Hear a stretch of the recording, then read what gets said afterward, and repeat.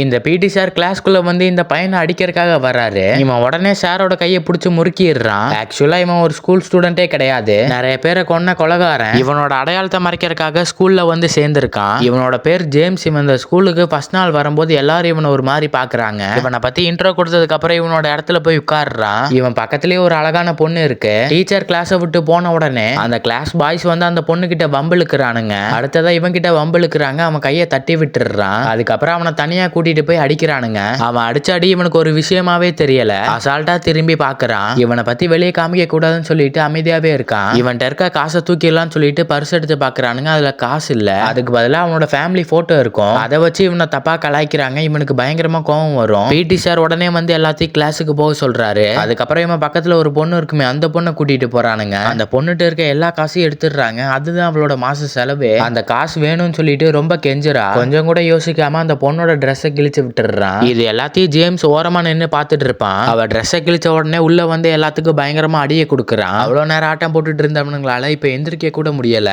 அதுல இருந்து ஜேம்ஸை யாருமே வந்து தொல்லை பண்ண மாட்டாங்க.